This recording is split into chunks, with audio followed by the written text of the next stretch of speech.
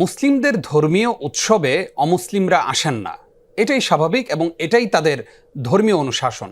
কিন্তু দুঃখজনক হলেও সত্য যে অমুসলিমদের ধর্মীয় উৎসবে আমাদের মুসলিম অনেক ভাই বোন যারা সেখানে গিয়ে ভিড় করেন এবং কখনো কখনো দেখা যায় যে মুসলিমরাই অনেক বেশি সেখানে।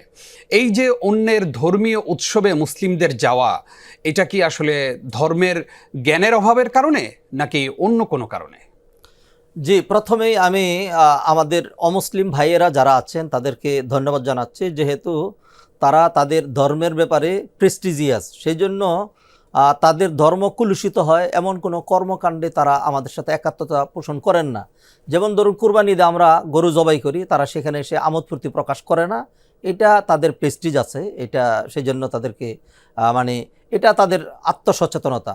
অপরদিকে আপনি যেটি বললেন এটা অত্যন্ত দুঃখের বিষয়, সেই জন্য অবশ্যই নিন্দাবাদ এবং ধিক্কার জানাতে হবে। আমি নবীজির একটি হাদিস দিয়ে তাদেরকে সাবধান বাণী উচ্চারণ করছি।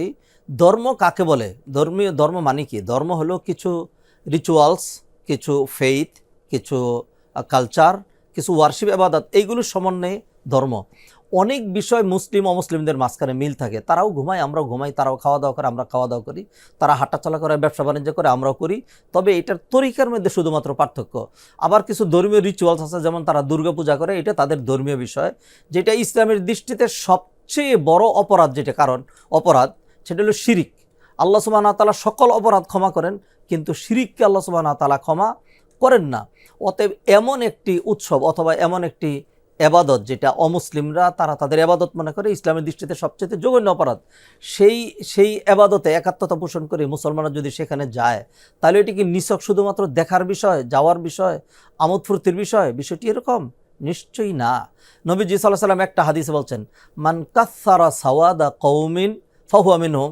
কোনো ব্যক্তি যদি কোনো অন্য মানুষের দল ভারী করে, পূজায় যারা যাবে, যারা পূজা করে, যারা ওই ধর্মের অনুসারী, আমাদের হিন্দু ভাইয়েরা, মুসলমানরা যদি সেখানে যায়, তাহলে তারা তাদের সংখ্যা ভারী করলো, তাদের দলটাকে ভারী করলো, ফাহুয়া মিনহুম, তাহলে সে তাদের মধ্যে অন্তর্ভুক্ত হয়ে যায়। এটি একটি। আরেকটা হাদিসে নবীজি বলছেন, মান তাশাব্বাহা বিকওমিন ফাহুয়া মিনহুম। কোনো ব্যক্তি যদি লিবাস, কালচার, ইবাদত, বিশ্বাস, এরকম কোনো দিক দিয়ে অমুসলিমদের সাথে সাদৃশ্য গ্রহণ করে, তাহলে এইটুকুনের কারণেই সে কিন্তু তাদের অন্তর্ভুক্ত হয়ে যায়। আমি খুব সাবধান করে বলতে চাই, আমরা যে ইমানটা এনেছি এটা কোনো পার্মানেন্ট ব্যবস্থার নাম না।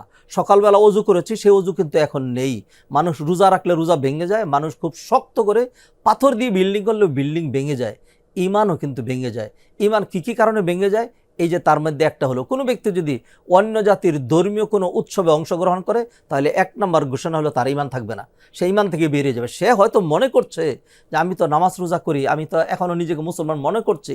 নবীজি সাল্লাল্লাহু আলাইহি ওয়াসাল্লাম এই ধরনের লোকের ক্ষেত্রে হাদিসে বললেন, ওয়া ইন সাল্লা ওয়া সামা ওয়া জাআমা আন্নাহু মুসলিম। সে নামাজ রোজা করে যদি ভাবেও যে সে মুসলিম, তারপরেও সে কিন্তু মুসলিম থাকবে না। অতএব যারা অমুসলিমদের ধর্মীয় আচার অনুষ্ঠান, ধরুন একজন হিন্দু বাড়িতে একটা বিবাহ হচ্ছে, আপনার তার সাথে সখ্যতা আছে, আপনাকে দাওয়াত দিল, আপনি সেখানে যেতে পারেন, এটা ধর্মীয় বিষয় না। আপনি তাদের খাবার দাবার যেগুলো আমাদের জন্য হারাম, সেটা খাবেন না। তারা যদি আপনার জন্য এমন কোনো খানার ব্যবস্থা করে, ফলফলাদি অথবা সাধারণ পাক, যেটা তাদের জবাই করা গোশত নয়, অথবা মুসলিম বাবুর্চি দিয়ে মুসলিম জবাই গোশতের ব্যবস্থা যদি করা হয়, আপনি সেটা খেতেও পারবেন, তাদেরকেও দাওয়াত দিতে পারবেন, তাদের সাথে ব্যবসা বাণিজ্য উঠাপাশা সবই করতে পারবেন। কিন্তু একান্ত ধর্মীয় উৎসব যেটি, যেমন ধরুন আমাদের ঈদের সালাত, আমাদের সিয়াম, আমাদের জুমার নামাজ, এইগুলো ধর্মীয় উৎসব আমাদের, এইগুলোতে তারা যেমন আসে না, তাদের যে সমস্ত ধর্মীয় কর্মকাণ্ড সেখানেও আমাদের যাওয়া উচিত নয় না। যদি আমরা যাই, তাহলে এমনও হতে পারে অনেকের ইমানই চলে যাবে, সে মুসলিম মনে করলেও মুসলিম থাকবে না, কাফের হয়ে যাবে, তাদের মতোই হয়ে যাবে।